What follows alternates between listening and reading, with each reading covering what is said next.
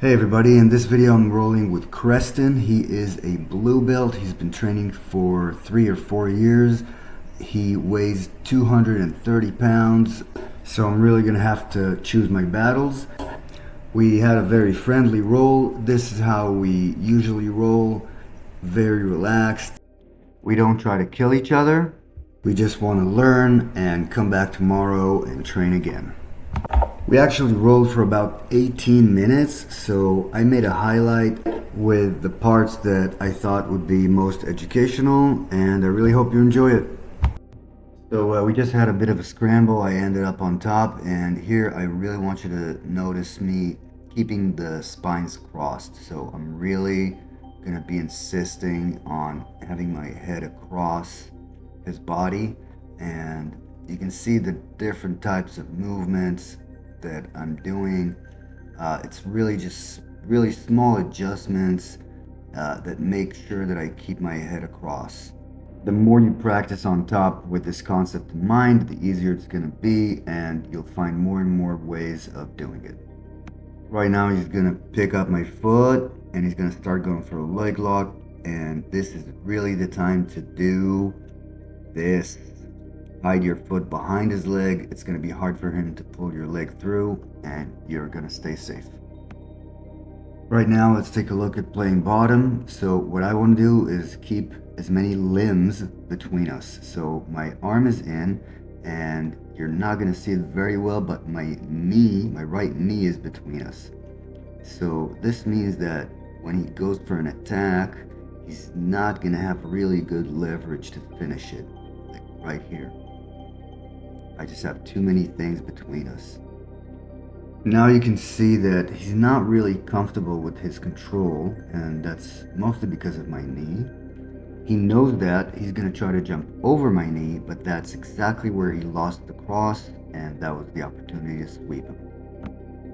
Now this is something that happens a lot. You should pay attention to this. As he goes to attack my left arm, I am waiting for his left knee to become light. It doesn't matter how much your opponent weighs. If you're aware of where his weight is, you'll be able to manipulate it. Working with big guys really cleans your jiu-jitsu, because you cannot get away with shitty technique just using your strength.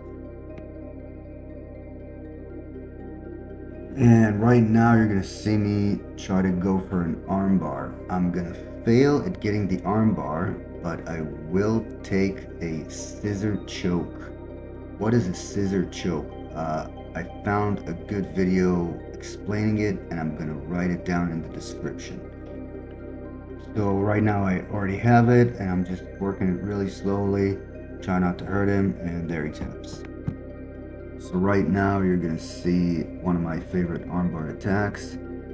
The first thing I'm gonna do is grab his arm just over the elbow, and I'm not gonna let his elbow go. I'm just gonna follow that elbow. I get a Kimura grip, and I get into this position that I really like. It's kind of a modified armbar where my body is parallel to his body. I'm not perpendicular like you usually see. This gives me an angle of attack on his shoulder that is very uncomfortable for him, and I find that people are very weak in this angle. I also like to get a rear naked choke on his elbow, which allows me to really hang all my weight on it. And now what I'm gonna do is, as I'm hanging on his elbow, I'm gonna move a little bit back and forth. So I'm gonna move towards his hands and then back to the elbow. Towards his hands, back to the elbow. See, now that he moved, the fact that I'm hanging on him just means that I'm moving with him, so it's not helping him.